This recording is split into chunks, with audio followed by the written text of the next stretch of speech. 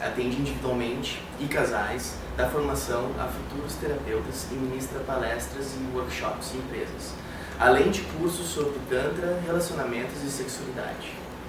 Bem-vindo ao Demasiado Humano, a Sex Tantra Coach e palestrante Paula Fernanda Andreasa. É uma honra tê-la aqui nos primeiros episódios do podcast Demasiado Humano e para falar de um assunto tão bacana e profundo, que é um tabu, que é a sexualidade.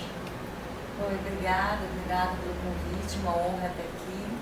Espero que os teus ouvintes usufruam bem desse programa e dos outros programas, que tenho certeza são super interessantes também. Legal.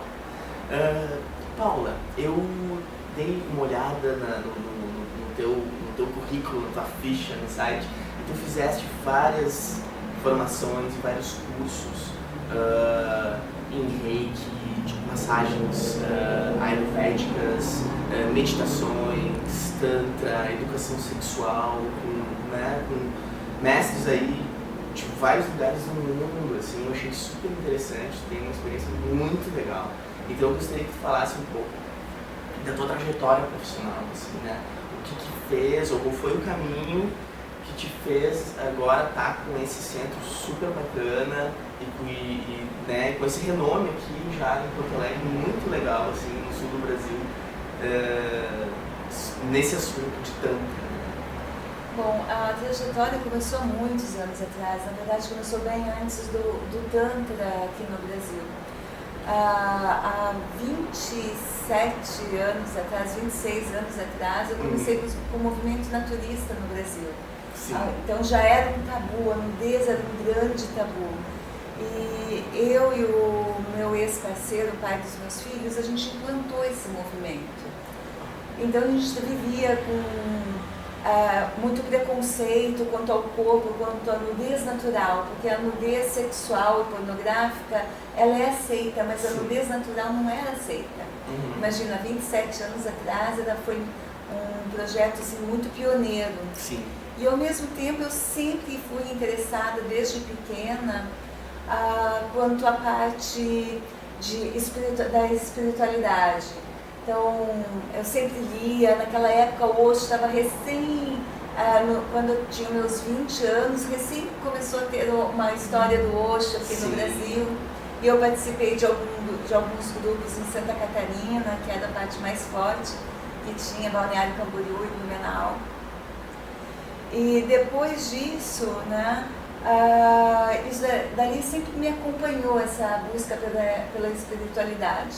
E daí, quando eu encontrei o naturismo, eu achei que era uma coisa muito linda, uma filosofia de vida muito bonita, em viver contato com a natureza de uma forma natural e também como crianças se divertindo, né, juntas, e com total inocência. E isso ali fez com que eu entrasse muito fundo nisso. E passei 20 anos, 22 anos à frente desse movimento, e concomitantemente estudando astrologia, estudando a Ayurveda, fazendo cursos de reiki, de respiração com o Leonardo Oderberg.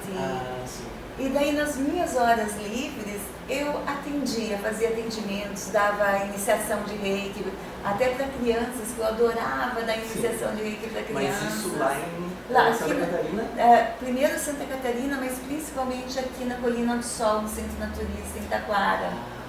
Ali eu ajudei a organizar a parte espiritual desse espaço, né? Então nós tínhamos um centro de meditações, onde a gente praticava meditação quase que diariamente. Meditações do Osho? Meditações do Osho, do Brahma Kumaris. Eu sempre fui muito curiosa, né? E assim eu fui me aprofundando. Depois de alguns anos, eu deixei o Centro Naturista para montar esse espaço em Porto Alegre. Naquela época eu era professora de yoga e trabalhava com Ayurveda também. Daí comecei a trabalhar com yoga, com Ayurveda, e senti uma necessidade muito grande de ir para a Índia. Daí foi a minha primeira vez que eu fui para a Índia, foi em 2005. Sim. Daí eu fui para a Índia, aconteceram coisas incríveis comigo na Índia. A primeira coisa que perderam toda a minha bagagem. Nossa. Eu cheguei lá, depois de 40 horas de viagem, sem nada. Sem meus guias de viagens e todas as minhas loucuras. Lição do desapego. De desapego, já de cara, né? Então, e não acharam mais a minha bagagem. Então, nessa perda, eu passei por uma grande transformação. Ali, e tive contato, daí como não tinha mais nenhum plano de viagem, eu simplesmente fui seguindo a minha intuição e o conselho dos próprios indianos. Daí eu tive contato com pessoas incríveis e tive a oportunidade de conviver com gurus, com mestres, e onde realmente ali começou o meu processo de compreensão, de aceitação. De que as coisas são perfeitas exatamente como são. Sim. Daí, naquela época, eu fiz yoga, na Índia eu fiz uma formação de yoga, de Ayurveda, de Kalari, massagem, que também não existia no Brasil. Viajei pela Índia inteira e depois voltei para o Brasil. Quando eu cheguei aqui, eu senti que eu já não conseguia mais me adaptar direito, que o chamado era maior, que eu tinha que seguir o meu caminho. Daí eu voltei, fui morar na Europa, morei um tempo na Europa, onde conheci pessoas fantásticas, onde comecei a dar aula de yoga no espaço do Shivananda, em Hannover, e muitas coisas mágicas começaram a acontecer que me levaram para a Ásia de novo. Daí eu passei pela Tailândia, fiquei um tempo na Tailândia, onde eu fiz cursos de Thai Massagem, Advanced Medical Thai Massagem, yoga tailandesa. E fui conhecendo o povo dali, muito na intuição, sem muito planejamento, né? E daí também viajei para o Camboja, onde eu percebi que lá a maior parte dos terapeutas são cegos e aprendi muito com eles. Nossa, eles são cegos. São cegos. O Camboja sofreu muito com as guerras, né? Foi uma população muito machucada, com muitas feridas de guerra físicas e emocionais. E eu aprendi demais com eles e observei muito o trabalho dos terapeutas cegos. Depois também eu voltei para a Índia, fui para o Nepal, e dessa vez na Índia eu fui visitar os templos tântricos, aí que eu me aprofundei no Tantra. E tive muito contato com mestres na Índia de Tantra, estive um tempo no ashram do Osho, e foi uma época de grande aprendizado. Depois de todo esse tempo, acho que foi um ano pela Índia, né? Ao todo foi 1 ano e meio, juntando as viagens todas que eu fiz pela Ásia. Resolvi que já era hora de voltar para o Brasil. Daí eu voltei para o Brasil e aqui esse espaço, estava com uma amiga minha que falou: olha, Paula, o espaço está ali, você quer ele de volta? Eu disse: olha, eu quero, né? E daí, ao invés de yoga, eu comecei com o Tantra. Porque o Tantra e o yoga são muito diferentes e não tem como conciliar as duas coisas. Apesar de algumas pessoas acharem que yoga e Tantra é a mesma coisa, mas não, são dois caminhos com duas vertentes diferentes. É como você estudar medicina e ser um arquiteto.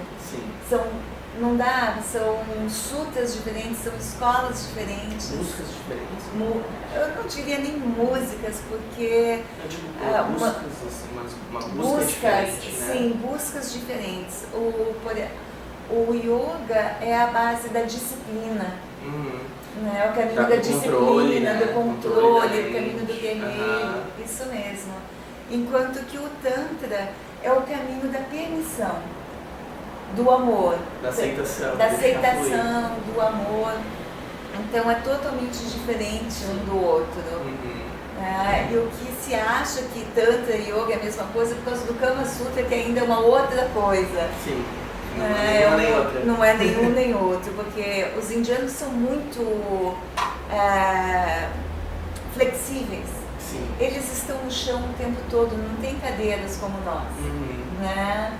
Então, desde pequenos, a massagem e yoga fazem parte da vida deles. parte integrante do dia a dia deles. São raríssimos os indianos que não são flexíveis ou que não recebem massagens com uma frequência muito grande. É o estilo de vida ayurvédico, né?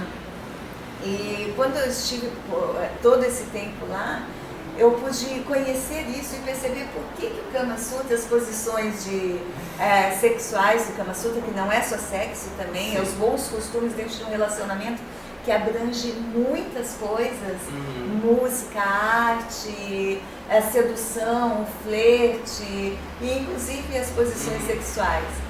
Aquelas posições sexuais com tanta flexibilidade é porque eles são flexíveis. Sim. Então, por isso que se confunde Tantra, Yoga, Kama Sutra, essa confusão toda. Sim. E daí, quando eu voltei para cá, eu comecei com o Tantra e acabei...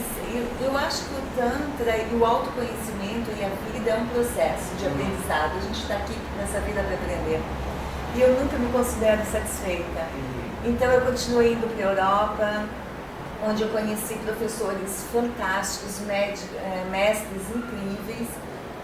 Alguns deles eu estou trazendo para o Brasil, já trouxe o ano passado, esse ano vou trazer outros. Legal.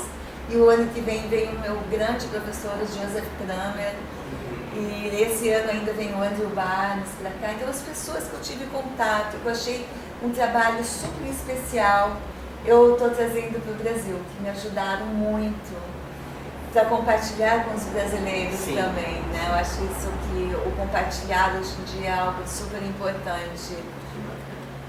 E é isso, e agora estou aqui sempre aprendendo e também agora ensinando o que eu aprendi também. Isso que é bacana, você tem feito formação, né, de terapeutas que trabalham com Tantra. Isso mesmo, inclusive formação de terapeutas, mas não só formação de terapeutas, tá? Tem muitos grupos só para mulheres, tem grupos para homens e para mulheres, tem muitas palestras que são maravilhosas, muito informativas, que meu sonho é levar essas palestras e esse trabalho de educação sexual para as escolas. Sim. Que eu acho que hoje a educação sexual no Brasil é muito pobre, é linear, ela é baseada em performance, então, e os jovens estão carecendo de boa informação. Isso eu acho um tema importantíssimo, né? A sexualidade é um tabu muito grande ainda, todos sabem. Como é que tu enxergas isso? Como é que tu vê essa... não sei se essa geração ou as pessoas que vêm te procurar, como as pessoas... qual é a ideia da sexualidade passada e que tu tem que, não é por aí, a gente tem que mudar um pouco o nosso ponto de vista. Olha, como é que tu enxerga essa educação sexual? Olha, não existe uma educação sexual. Sim. Existe colocar ainda, como se diz, a camisinha numa banana. Sim. Né? Ainda a educação sexual é baseada no medo de doenças sexualmente transmissíveis, no medo da AIDS. Sim. Ou então muitos aprendem a sexualidade através da pornografia. Sim. Mas a pornografia é o outro extremo. Então, hoje em dia, a educação sexual é muito pobre. Porque a gente só pode passar à frente aquilo que a gente sabe, aquilo que a gente vivenciou. Sim. E os nossos pais não vivenciaram isso. Né? E como é que eles vão poder passar uma educação sexual para os filhos se eles não tiveram, eles mesmos não tiveram? Eu acho que a educação sexual é fundamental para a gente ver a sexualidade de uma forma natural. Os pais ensinam os filhos a comerem, mas não ensinam os filhos a como amarem, a como se relacionarem, a como serem felizes sexualmente. Então, ainda não é visto de uma forma natural a sexualidade. Ainda a masturbação é cheia de tabus e de mitos, principalmente a masturbação feminina das meninas. Os meninos ainda é mais permitido acesso ao corpo. Agora, as meninas, quando elas são pequenas, elas não têm acesso ao corpo. Os pais dizem, tira a mão dali, é feio, é sujo, ou você vai se machucar. Sempre no sentido de proteger as meninas, né? Então elas se afastam do corpo. E quando se tornam adolescentes, vem essa imagem de ser sexy. Sim. Então daí elas veem que elas têm que ser um objeto sexual, ser sexys, mas não sexuais. É permitido a menina ser sexy, mas não sexual. Qual é a diferença disso? Ser sexual é ser sujeito, é poder virar para um rapaz, para um guri, falar: olha, eu estou interessada em você. Ter essa liberdade e ser aceita e ser essa posição. Mas, no entanto, os meninos não gostam disso, eles se sentem ameaçados com essa postura. Agora, eles gostam de ser o caçador e as meninas a caça. Então, elas se colocam como um objeto, que o objeto a gente usa, o sujeito usa o objeto. Então, daí acontece uma cisão dentro delas. Por isso que o número de mulheres que têm orgasmo ainda é tão pequeno.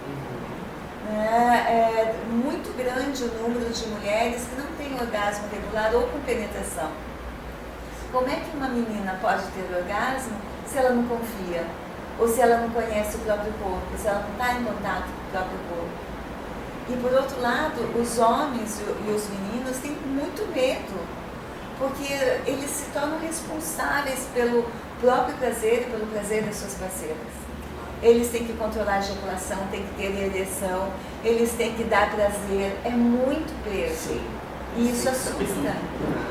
E a primeira vez de um menino é às vezes muito traumático, porque ele não sabe nem onde é a vagina, onde que é a vulva, como que funciona o corpo da menina, se vai dar certo ou não.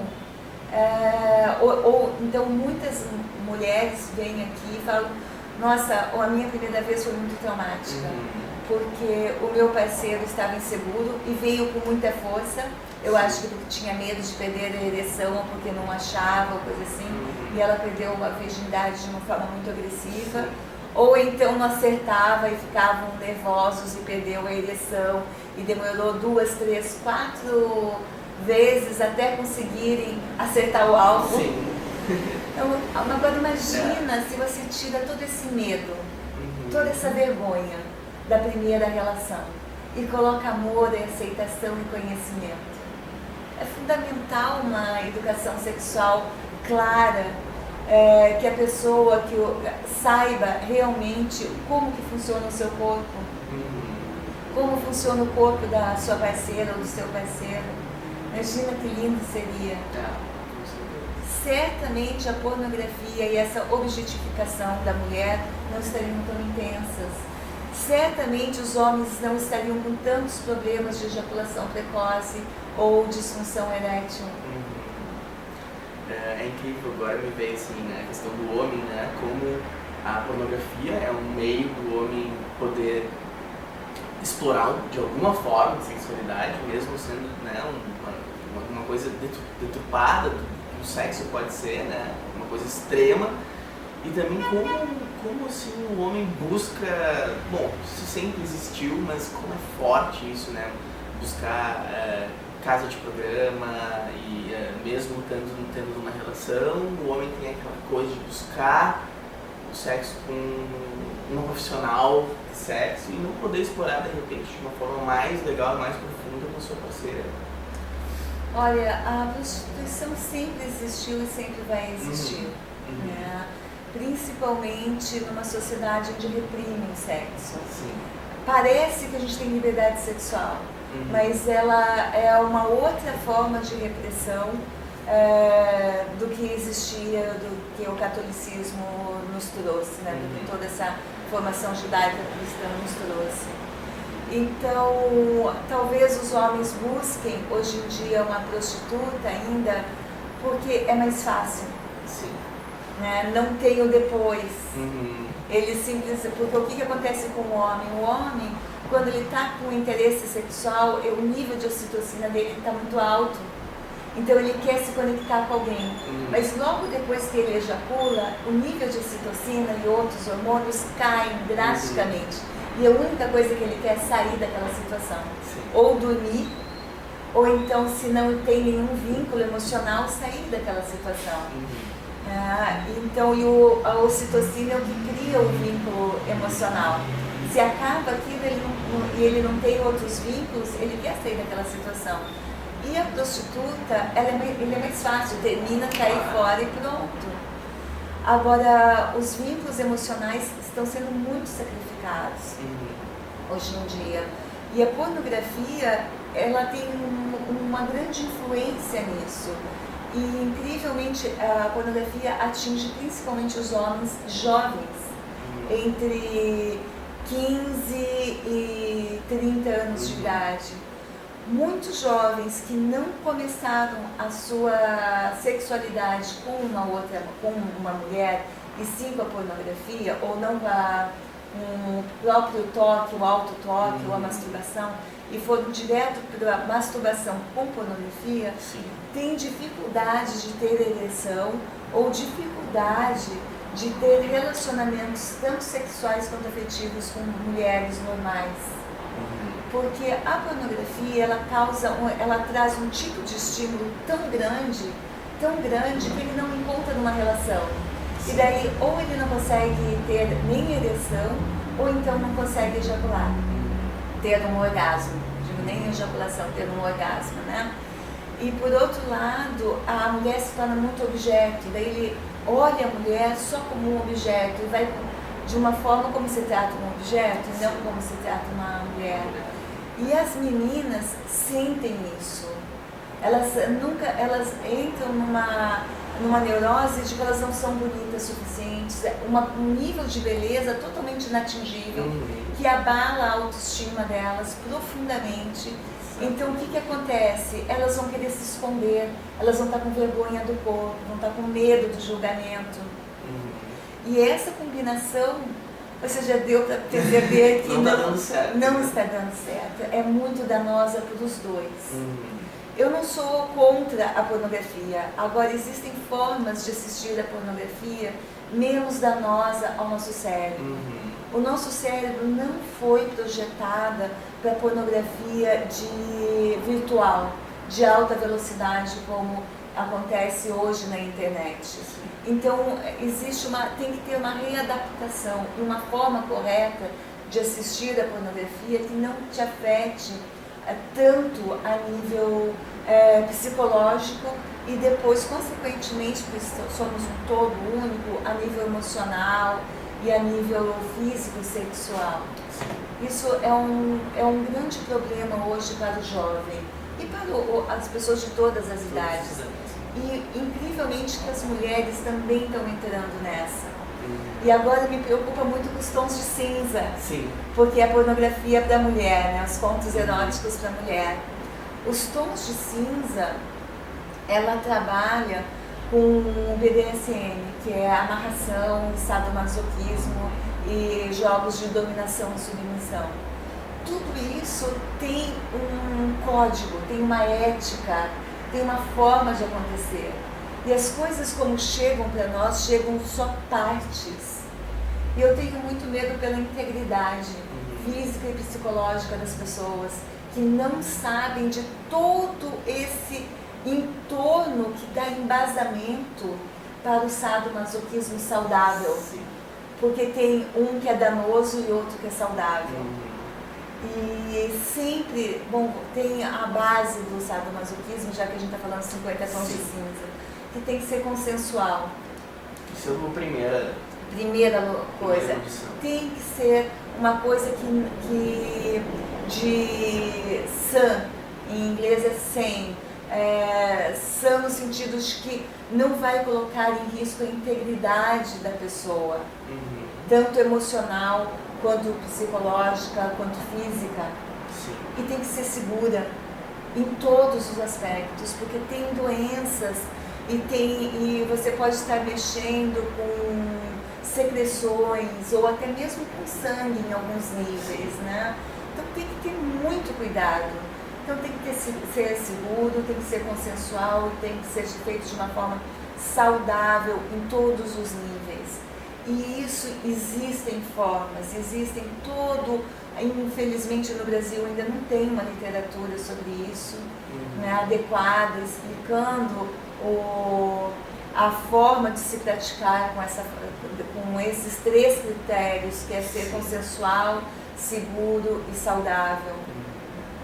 É um tema que está vindo à tona aí. Está vindo à tona.